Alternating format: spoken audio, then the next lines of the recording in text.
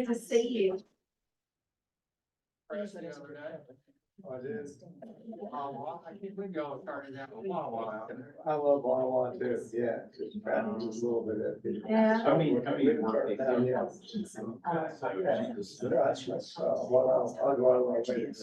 Yeah, Wawa's the next one. Yeah.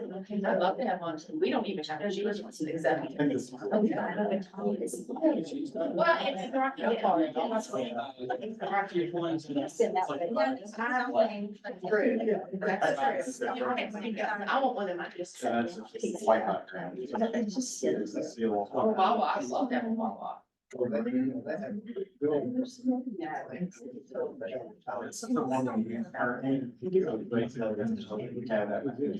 It's encouraging.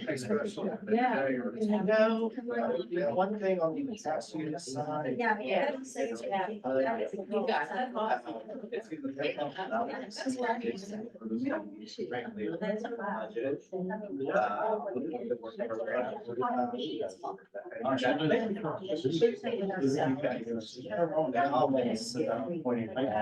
Yeah, yeah, I like to do that. So,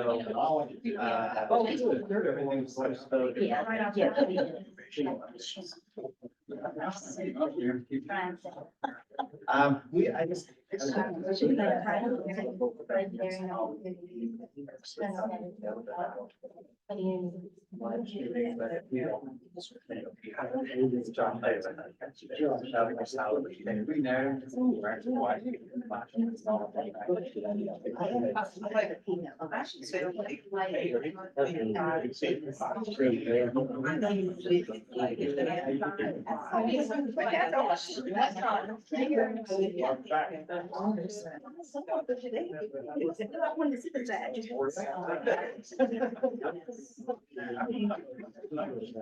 And that's part because last year that it automatically monetized it, so. It's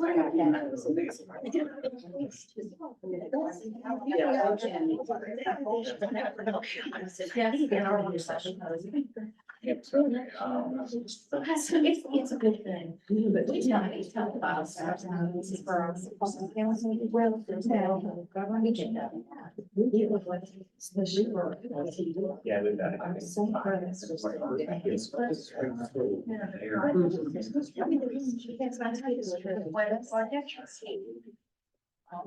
That's good. And two glasses of orange. There's something.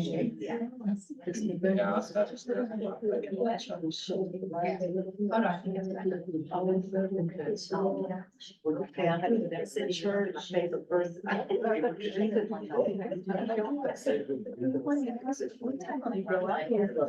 First stop sign goes there. It's two. And it's good. Steve. Supposed to be. I mean, I've seen there's 7 of them there, but you know, but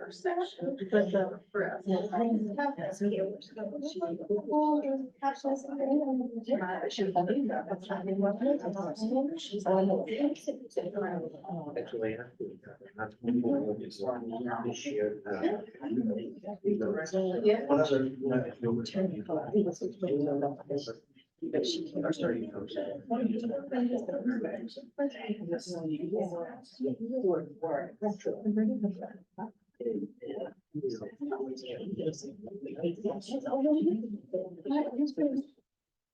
Good afternoon, everyone.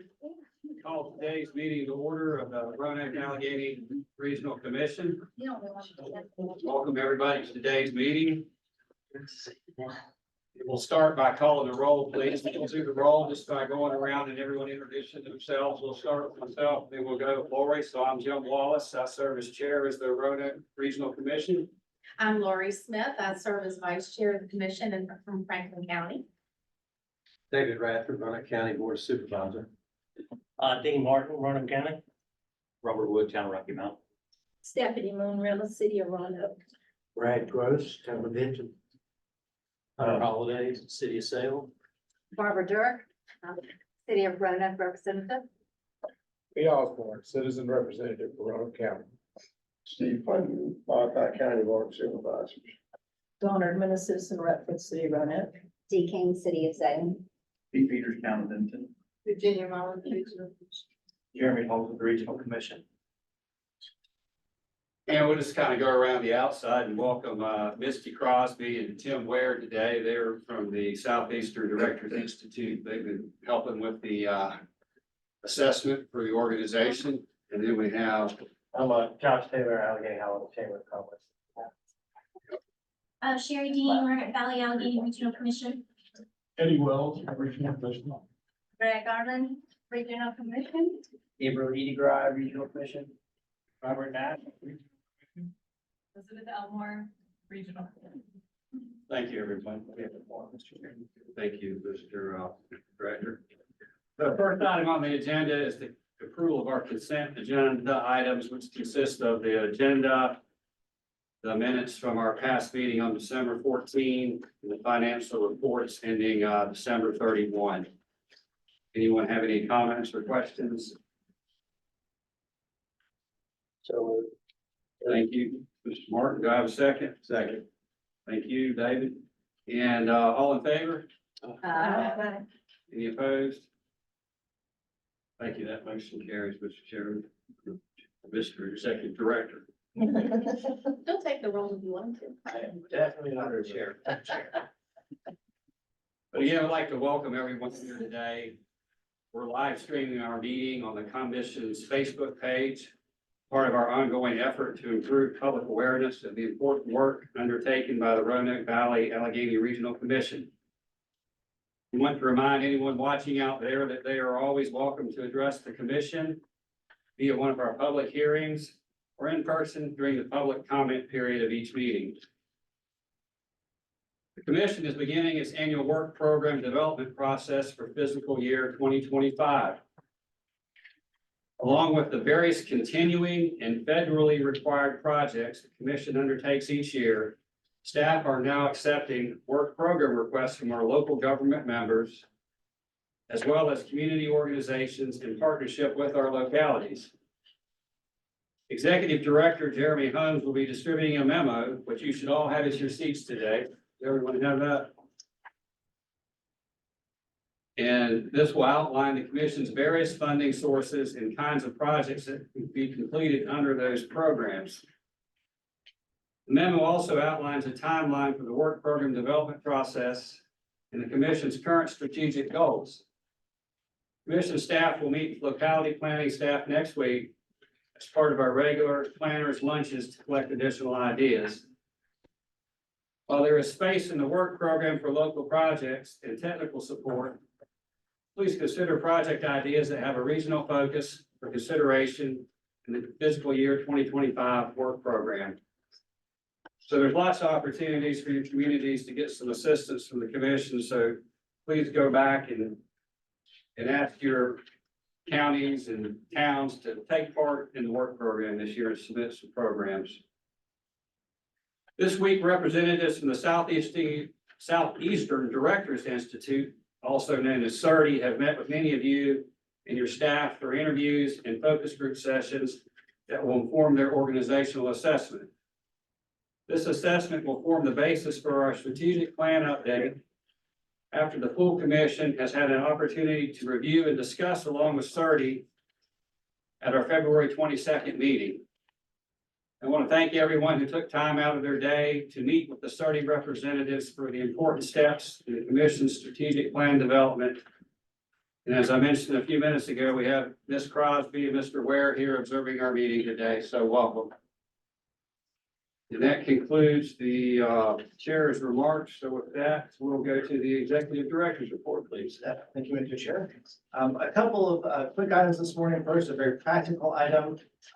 All of you have seen the elevator out of order sign for a while now, and I'm fortunate to report it's going to stay there for a bit.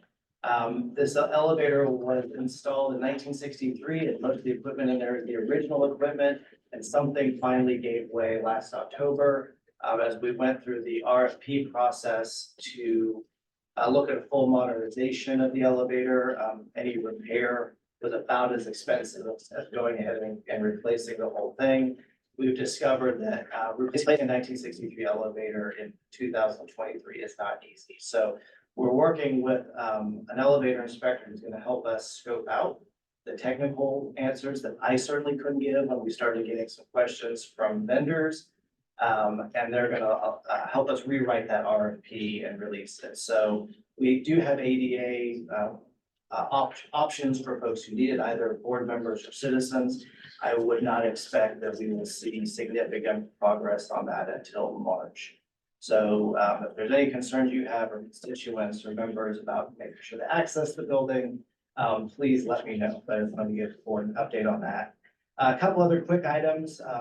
We enjoy the staff when we can have a chance to get out in the field. So I want to let you know a couple of things that our staff has done over the last few months. First, a few of us got to go to VTTI and spend a day working with their automated vehicle research group. They are working on a project that looks, investigating how automated vehicles, which we know is a big developing technology in the transportation and mobility world, respond to emergency situations, things like police cars coming up behind you or a flagger dealing with a crash or similar sorts of things. So Tori Williams and our director of transportation got to sit in the back of a vehicle that was being run by a computer and see how it handled these things on the smart road at VTTI, which was exciting just to see how the technology works. It was also a reminder that we have a major transportation research institute right here in our backyard at Blacksburg, and getting to spend the day with the scientists and staff, I think was a good thing to remind them that we're working on these issues here, and to reach out and work with us on future transportation projects. Similarly, we had an opportunity to tour the new Carillion facility. Several of our staff worked with VP Mike Abbott to tour the new building. It started with a very terrifying ride up the construction elevator. I don't like heights, and so I looked at the ground, but we went up to the top of the building and then worked our way down. And it was pretty amazing to see what a major economic development project like this and the investment that's going into that facility looks like when there's no skin on the walls and you're seeing all of the systems that are in place and just the scope of a project like that. But seeing the point that this played in our transition from a trains to brain region was really very interesting. Just a great relationship builder with Carillion as well. So it's a fun thing to do. It's great that our staff had that opportunity. And we just like to, we spent a lot of time behind our desks, so it was great to see things getting built. And I was gonna show some pictures of like the computer in the back of the truck and so forth, but we'll say that no one needs a slideshow today. But anyway, I think that's all I have, Mr. Chair. Thank you very much. Thank you, Mr. Holmes. Appreciate that. Let's see, the next item on today's agenda will be appointment of an at-large member to the executive committee. And with the departure of Mr. Billy Martin as the at-large member to the executive committee, I've asked Mayor Gross of Benton to return as the committee's at-large member.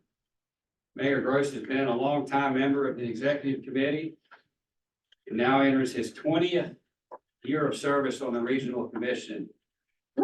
That's impressive. Yes. He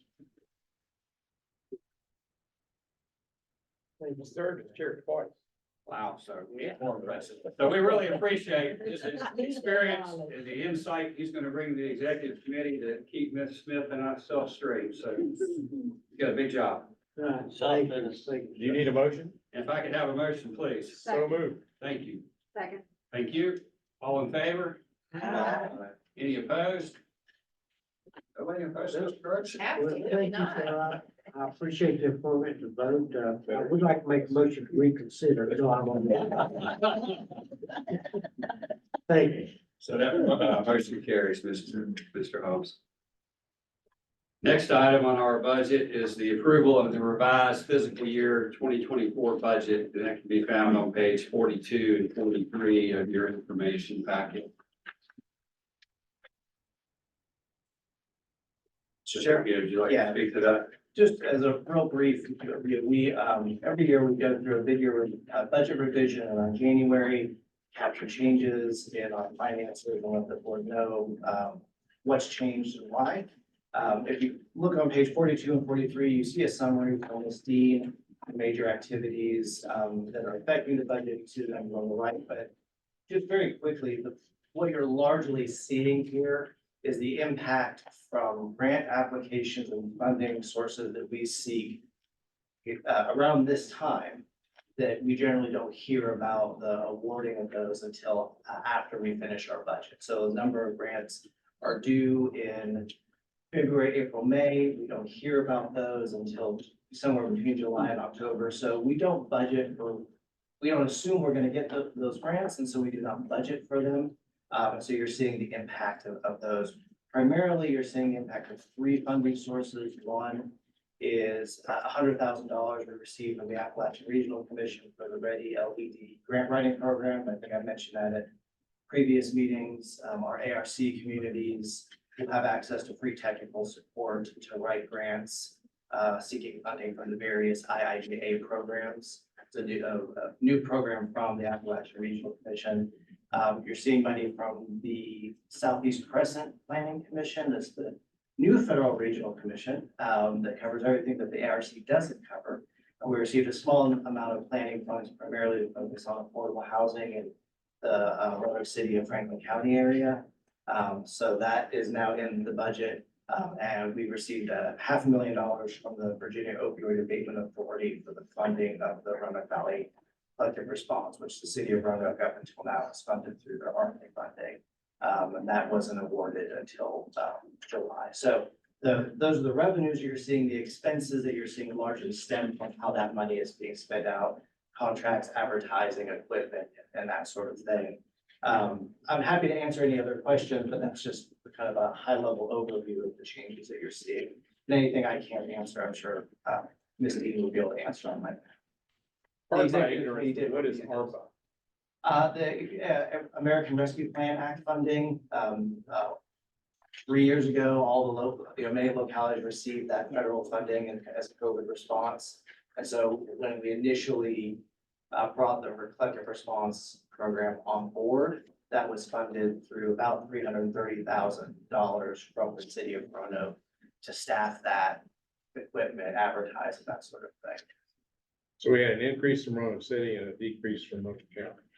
Actually, yes, I should note the Roanoke County funds that at around the same time that the county budgeted $200,000 to fund collective response activities between some other programs that we got funding from the mental health. Now I'm drawing a blank on SAMHSA, but another federal program and other funding sources, we didn't need that 200,000. So what you're seeing here is we never actually had that money. We have MOU for it. So we put it on the budget. Now we're taking it off the budget and giving it back to Roanoke County. Thank you. Perhaps for the benefit of the rest of the folks, could you maybe comment on the elevator? And I guess it's substantially more than expected and how that will be funded eventually. Yeah, so when we investigated an elevator modernization last year, the quote we got was about 120,000. That was before we had an inspector come in. And we're coming to understand that just bringing it up to code is going to be likely a significant additional expense. So the replacement of it's one thing, all the other work that's going to happen is another thing. We don't know what that price tag is going to look like yet. I expect it will be significantly over that 120,000. This is part of a capital improvement plan that the executive committee had reviewed last summer. So it's included in that. We were hoping it would happen later in that 5 years than earlier, but the funds to cover that will come out of our reserve, our investment pool. So it doesn't have any impact on operating grant programs, anything like that. So we're going to pull whatever money that we need to cover that out of the investment pool when the RFP goes out, we get a better sense. I'll report back what the specific costs will look like, but I would guess that probably 200 to 250,000, what I would assume. Thank you. Any other questions about the amended budget? Got a question, sir, Mr. Brad? It's indirect, it's not really top budget. just talking about the capital improvement in the building elevator. Have y'all done a study on energy consumption in regards to the light fixtures? We actually just awarded the RFP for a full LED replacement for the building. So one of the other items that was in the capital improvement plan for this year, when we did a project in that office area, maybe a year and a half, 2 years ago, that involved a full LED replacement while we were doing offices. We calculated about a 7-year impact. So that's what we're assuming. We awarded to Barney. That's gonna come through and do every fixture in this building is gonna go to LED, which is gonna impact both the consumption, Right. but also, you'll notice, most of these fixtures are as old as the elevator, and so the ballast and so forth are an issue. And so we've had expenses associated with ballast replacement and constant light bulb replacement. Neither of those things will be an issue going forward. So I think that's supposed to start February 12th, so maybe by the February 22nd commission meeting, we will look not like this. So, You'll be able to see the operating. Yes. conditions. You also, David, were you also talking about HVAC and that kind of thing? Well, no, I wasn't going there. Okay. I don't know the age of the HVAC, but that would be, yeah, that would be on the list also. But, I think there are a number of major systems that are coming up at the end of their useful life. And so as we move to replace those, energy consumption, the payback on efficient systems will all be one of the things that we consider. The lighting, for example, got moved up because there's a net gain right. on that. So the sooner we get that done, the sooner we start seeing payback on that.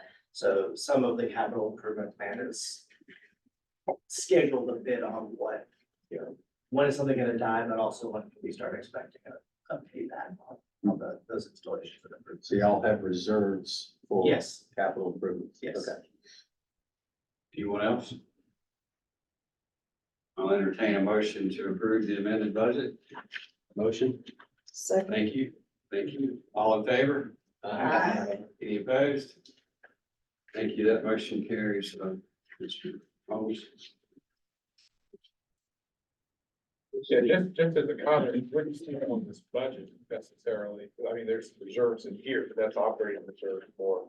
But when we do our, we review our annual financial statements and approve that. And I know the executive committee looks at this more closely, I think.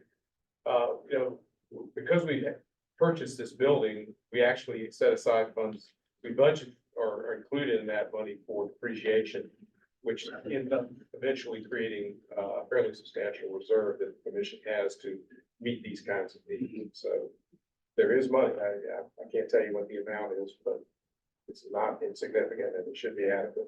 Yes. Good to know. Thank you, Mr. Osborne. Okay, moving along. The next item on our agenda today is the work program committee appointments. Mr. Holmes. Thanks, Mr. Chair. Fairly quick, as Chair Wallace mentioned at the beginning of the meeting, we are starting our work program development process. We solicit project ideas from our localities to be included in the fiscal year 25 work program. That process is a part overseen by a committee of this board that works more closely with staff as we review projects, budget them out, prioritize and so forth. So that committee works a little bit on your behalf, so you don't have to sit and look through a lot of project applications that we have reached out to and have confirmed the work program committee being composed this year of Mr. Billy Barton, who is a veteran of the work program committee. He is being appointed alternate citizen rep for Bogota, so we will continue to see Billy at every commission meeting going forward. Ms. Moon Reynolds from the city of Roanoke, Mr. Wood from the town of Rocky Mount, and Mr. Unroe from the town of Clifton Forge. And we wanted to try to get urban, rural, administrative, elected official sort of input without having to ask everyone for the table. So they've all agreed to serve, and we just need to approve those appointments. We have a motion to approve as noted by Mr. Holmes. So moved. Thank you. Second. Thank you. All in favor? Aye. Any nays? Motion carries. Mr. Holmes. Next on today's agenda is the Roanoke City Physical Year HUD Grant Application, Better Bus Stops for Neighborhoods. I'd like to invite Ms. Garland to tell us about that, please. Thank you.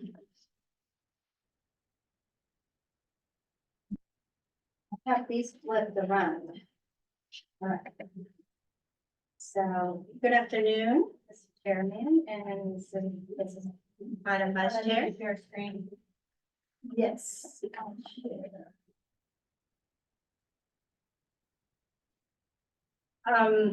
So today, so this program, is something over?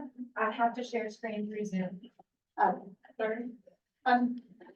The Better Bus Stops for Neighborhood program is a program that I have implemented via the City of Roanoke HUD CDBG Community Development Block Grant.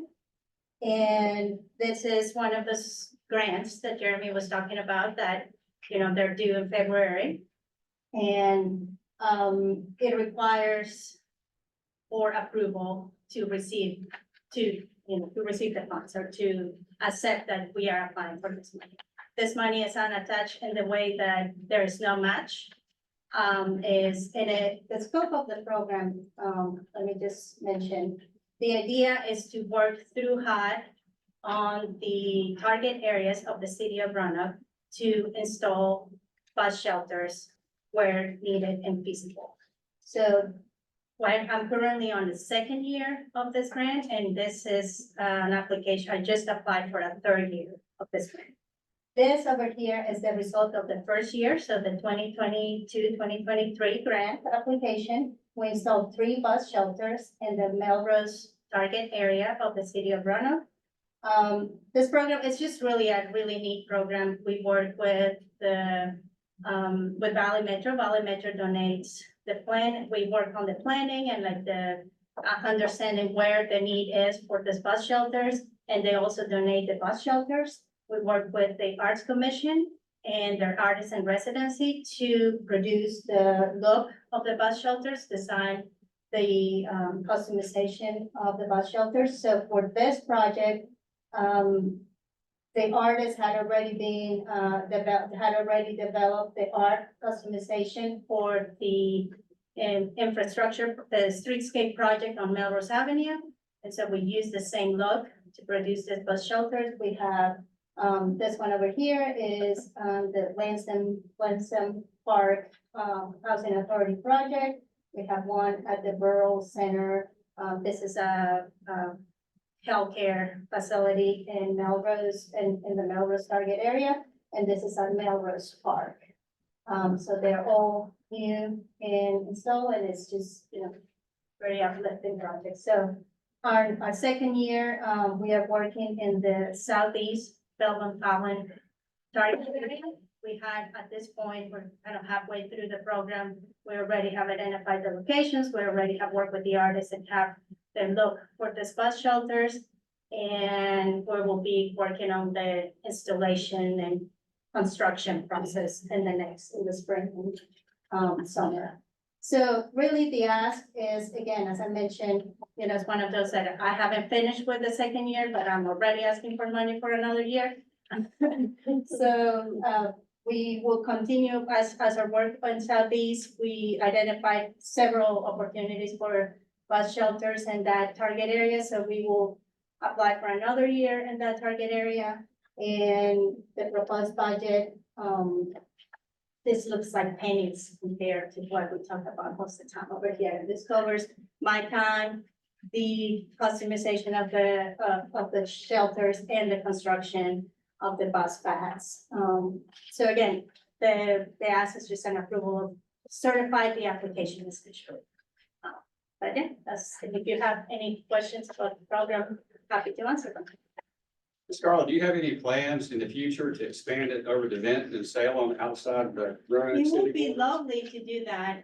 We will require identify the grant funding for that. So really the reason why this is fits so well and is kind of, tie-in is because the city has the HUD CDBG funding that I don't believe other localities have. And this fits onto the HUD goals for just rehabilitation and improvement of low moderate income areas. But if there was opportunities to discuss, it will be a great opportunity as well. I mean, DRPT has some funding for that, and I believe the county has applied for some funding to install bus shelters at the Tanglewood area. So they're already kind of working on that on their own. Thank you. Anyone else have any questions, Ms. Carl? I'll just comment on that. The town was successful in, working with Valley Metro, and we placed 2 bus shelters in 2023. The town facilitated some of that, but there was a lot of private sector donations to actually replace it. So great for whatever things to do. Anyone else? Someone like to make a? We approve the certification of the application. So moved. Second. Thank you. All in favor? Aye. Any nays? Thank you, Mr. Holmes. That motion carries.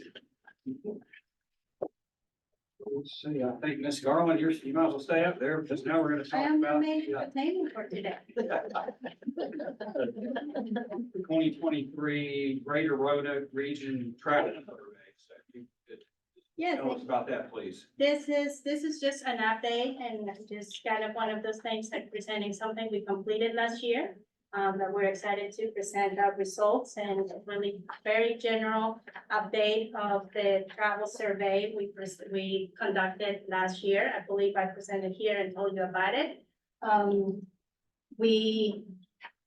Last spring, we mailed thousands of surveys to all of residents of your localities and to all 11 localities in the RVARC region. And at the end of the survey, we were able to analyze over 1,600 ballot surveys. So actually completed and valid that we can gather all of the information we needed.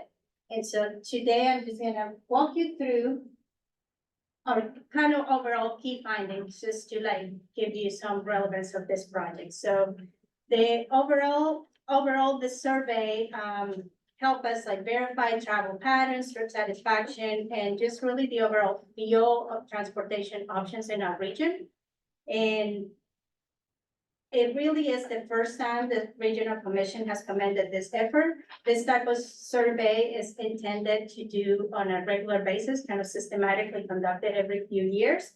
And so this 2023 survey was our foundation and benchmark that we hope to continue to build on to understand the needs at the household level for transportation. I know we talk a lot about transportation here, roads and investment and all of that. This is more like what are like people are actually in households moving every day. So key finding number 1, no surprises here. Personal vehicles are the main mode of transportation for our residents in the Roanoke Valley. However, we did identify that vehicle costs are a burden to many of our residents. So to break down this finding, out of the total surveys, we captured about 42% that were commuter-related answers, and 87% of those commuters stated that they drive alone. 61% of the commuters drive to City of Roanoke and to Roanoke County. So again, this is information we probably already have guessed as the Roanoke City and Roanoke County are commuting hubs. But gas prices and vehicle maintenance and congestions were identified as challenges for these trips overall based on their answers. Key finding number 2, that many areas in our region, many residents identified bike paths, public transportation, and safer walking facilities as needs for our communities to improve their transportation. So about half of our responders agreed that more public transportation is needed, and that was interesting, the way we analyzed the survey, we had demographic data, and it was very precedent on younger adults that identified the need for public transportation. Residents of the urban areas stated the need for better, more connected bike paths. Again, that is something that would probably is already in our minds. We see the expansion of the greenways and, you know, a lot of investment doing that, so that's on people's minds right now. But it's good to know that, you know, we're working on we're on the right path. And many residents, this across urban and rural areas, stated that there is a strong favor for improving sidewalks in our communities, or like walking facilities.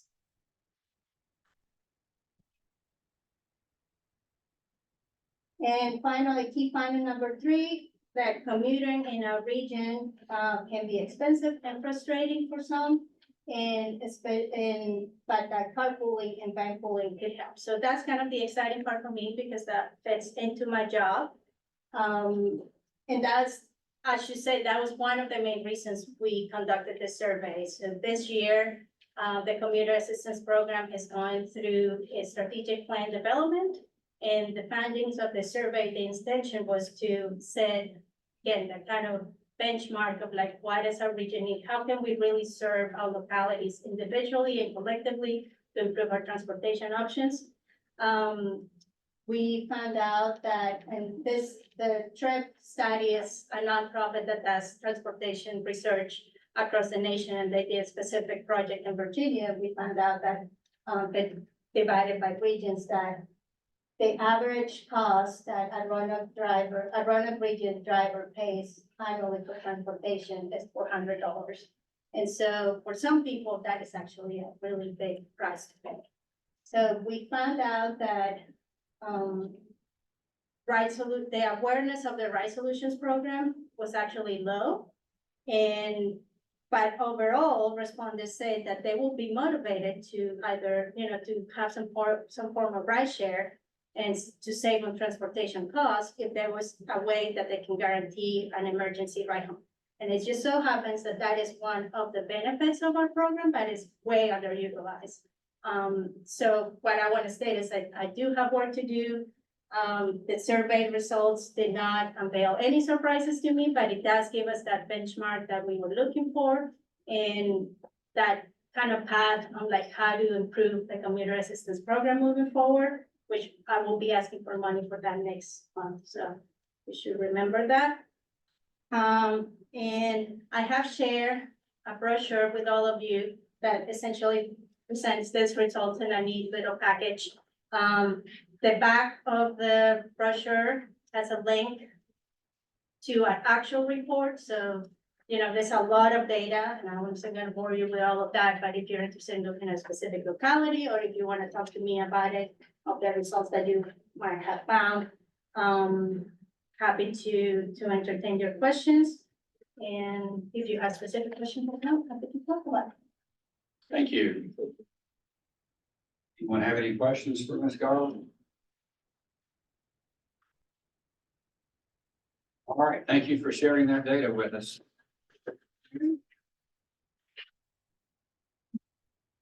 Got it? Okay, yes, moving on to item 10 on today's agenda is the Regional Commission's committee reports. We'd like to invite Mr. Hill to come up and give us his report on the Blue Ridge Interagency Council on Homelessness report. That's Jill let me know that he does not have a report today. That's good. Move right through. How about Roanoke River Blue Bay Advisory? I'll give a quick comment. It's not directly on the agency, but I'll at the regional, at the Greenway Commission meeting, yesterday evening, this has been an ongoing topic of discussion, because as it centers a bit on, or focuses some on the city's actions with regard to homelessness, but what came out of that was basically, you know, the city's actions to sort of deal with homelessness first in downtown and then out in areas like the Valley View has to some degree driven homeless people to find shelter along the greenways. And That's a concern to the commission, but we also view it as a regional issue. And so I think it's appropriate that this group, just be aware of that. And I think we're sort of in the beginning of discussions, but a lot of the burden falls on the staff of the city and their Parks and Rec department, basically to deal directly with whatever the issues or concerns are. And don't know, what's the best approach to take but I guess at this point, what I would ask is that if any of the other localities have similar, have experiences, because the reason the Greenway Commission includes most of the organizations here, but not all of them. But it may be that in the context of the different context besides the Greenway Commission, that indeed is on our commission. There may be other representatives on our. Barbara. Oh, Barbara, sorry. Barbara, that one.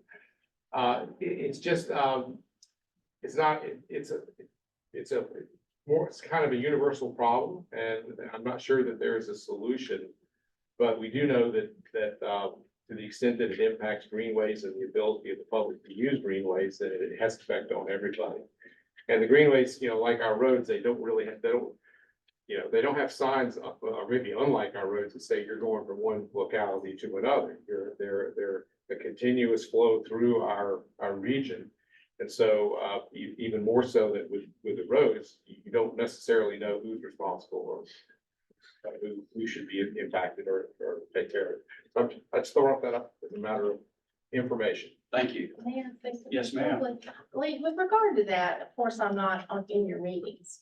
But I question, if law enforcement reserves or retired could form a cadre of, that, of folks under the law enforcement arm that could have a presence along the Greenway and encourage that not to occur. I don't know. I mean, I'm thinking outside the box of just Parks and Rec.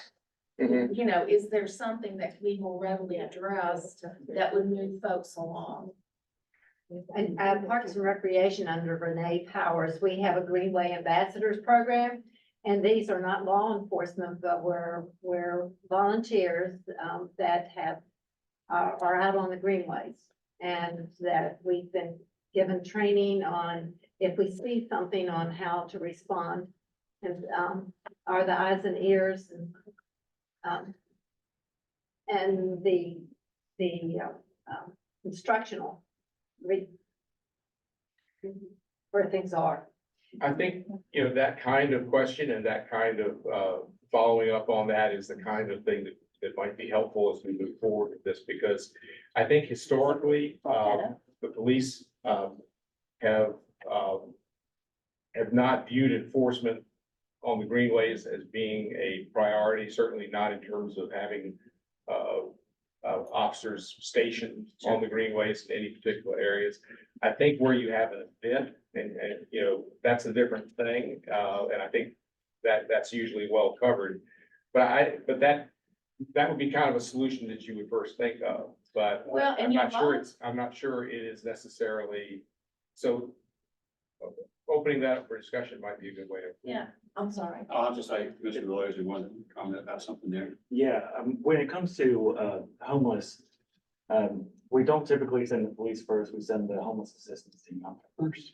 They're the ones that, I know that we on city council get updates as to when they're at greenways and different parks throughout the city. That's why we, over by the airport, there used to be a lot of those encampments. The city took the extra step of buying that land and clearing it out so that it couldn't be used for encampments. So we're continuously trying to put out all these little encampments that go around the city, but it is a challenging task. Well, forgive me, Peter, I'm not on the urban side of things in the city. I want to expand on that if I could to respond to you, Mr. Osborne.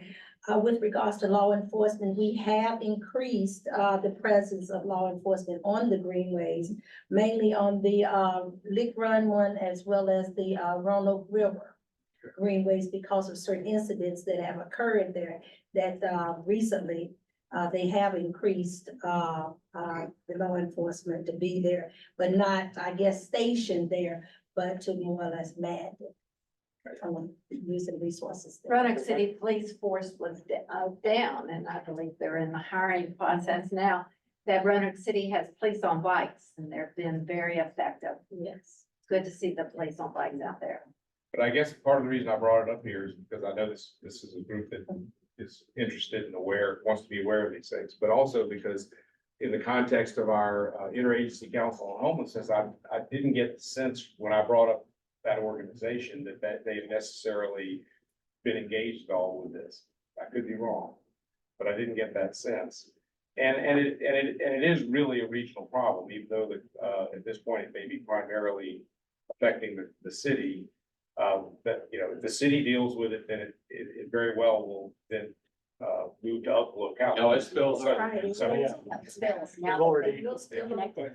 we've already gotten calls from the county and Salem City. One of the issues is if you don't have a homeless shelter, you can't use police to remove folks. So, you know, only the city would be able to use the police to remove somebody, because if a locality doesn't have a shelter, then they're not allowed to do that. So that's why we use the housing assistance team. So you can go to a lot of these places when we get calls from Salem or Roanoke County, they'll be the ones we send out there to do those things. Yeah, so a question I would ask just hypothetically is, can you have a regional homeless shelter that serves more than one locality, even though it's physically located in one locality? Well, I think we kind of already have that. I know we do, but Yeah. but I'm saying apparently that the law views it differently, so. Yeah, it's very interesting that that's the way it was, but that's what I was told, is that each locality. All right, thank you, So everyone. for a committee with no report, I apologize.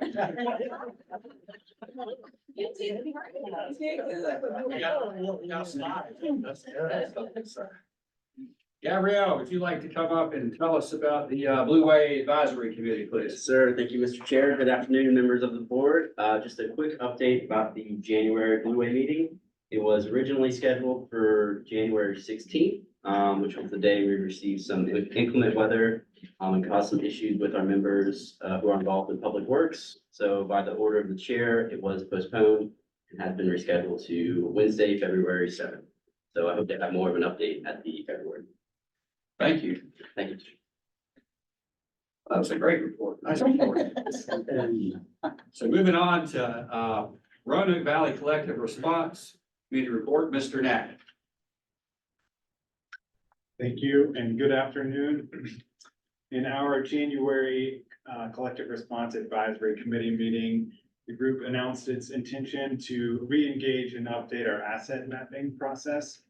It's been about 5 years since our initial body of work, and that will take a look at all of the regional assets across a recovery ecosystem. This is building upon the initial work, which examined assets more in a continuum of care model, and now we'll base this on the recovery ecosystem model that comes from Rob Pack's research at East Tennessee State University. We'll be working with Virginia Tech's Institute for Policy and Governance as a partner in that effort, and we're currently working on building a scope of work for the project. We will plan to announce this and begin work at our February 7th monthly stakeholder meeting. We hope to have strong participation there from all stakeholder organizations, but also localities as well. That will be held at Intercept Health on February 7th in the city of Roanoke off of Airport Road. We will also continue to devote significant effort to supporting localities through the identification and prioritization of prospective projects for the Virginia Opioid Abatement Authority. This is both in individual applications and cooperative applications that span multiple localities. Again, we would love to partner with you in that effort and support ideas you may have and provide technical assistance in identifying projects as well as how that works in the as we look at assets that span multiple localities across the region.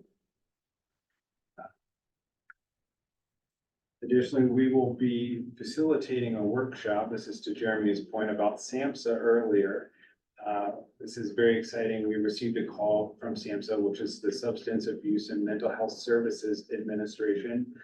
The Regional Commission will facilitate a workshop that we anticipate holding in late February It is really targeted to support the work of underserved communities and populations, particularly rural localities. They're expecting it to be about a 2.5-hour workshop, and we will share information as soon as that's available, so we can have as much participation as possible from localities as well as key stakeholder organizations and partners in that effort. And finally, we will begin a strategic planning phase in March this year. I'm happy to entertain any questions that you may have. Thank you. Anyone have any questions? Thank you. Appreciate your report. See, next up is Mr. Wells with the Comprehensive Economic Development Report. Mr. Wells. Just a brief update. The SIDS committee met in December. City of Salem was the host for that. We met at the Stave and Cork restaurant. We need to thank Tommy Miller and Wayne Atkins for setting that up. Helping that go very smoothly. During the meeting, Tommy Miller presented on several of Salem's recent economic development projects, everything from sports tourism to reinvestment at the GE site, Valleydale site, things like that. Committee also elected a new chair, Vice Mayor Joe Cobb from the city of Roanoke, is filling the unexpired term of Mike Stovall from town of Benton. We have started on the annual demographics update for the document and also the project listing for the document. So if you're seeing or not seeing things in the SIDS that you'd like to see, let us know. 2 more committee meetings this spring, one March 13th. Location still to be determined. We've got a couple of offers on that. And a May 8th meeting, which we've got scheduled for the Riverdale development here in the city of Roanoke. So, and our full board will see the final version of the plan at the June meeting, so for adoption. Anybody has any questions on the SIDS process? Questions, anyone? Good. Thank you. Thank you, Mr. Wells. We appreciate that.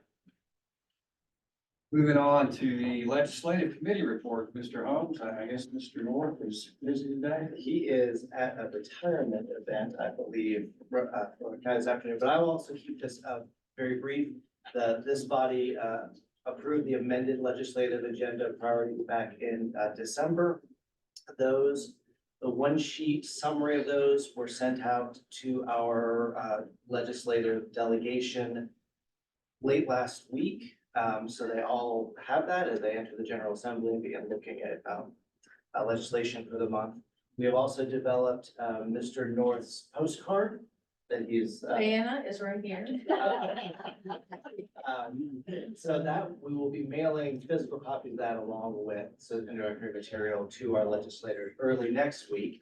And your legislative committee chair, Mr. North, will be in Richmond with a handful of these advocating on behalf of the regional commission of these priorities early next week. If anyone will be at the VML-VACO upcoming local government day in Richmond and you would like any materials from the regional commission's legislative priorities, let me know and I will provide you with some. But we have had some positive response, largely from our newer elected officials who are engaged with the process, and we are excited to see what happens this session. That's all. Thank you very much. Thank you, Mr. Holmes. Any other business anybody would like to put before the board today?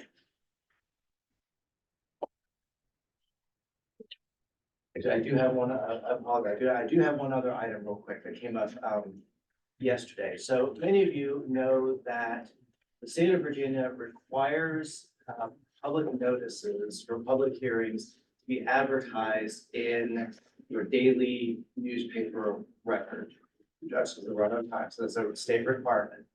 We discovered when we tried to place a legal ad for one of the TPO activities that the price of running that ad jumped over 400%.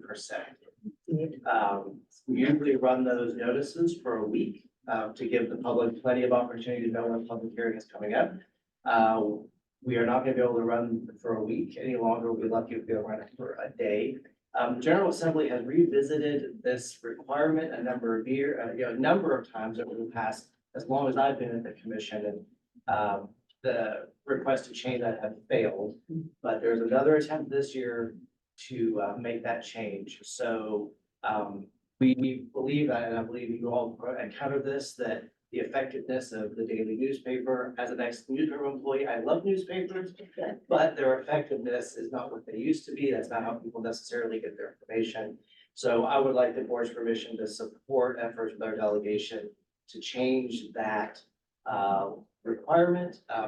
Not only will it affect this body's budget, but it will, it's frankly going to reduce our ability to do effective public outreach because we'll have to spend so much more of our money on newspaper ads, which means we'll be able to do less and more effective areas. And when we do the newspaper ads, there'll be such a short period of time that it'll be surprising if anyone sees it. So before we did any outreach on a legislative issue, I wanted to get the board's approval to make those contacts, start reaching out to our legislative delegation. We need to vote on that. Yeah. Yeah, Mr. Chair, I will make that motion. And I will second it. It needs to Thank be you, Mr. done. Newman. All in favor? Aye. Any nays? Motion carries. Please write the letter. We'll get right to work. Any other comments of anyone here today? Ms. Stark? Yes, I am Barbara Dirk, and I attended the Transportation Planning Organization today, and they received a report from the Transportation Technical Committee, and they were talking about the safety performance measure targets that they want to do.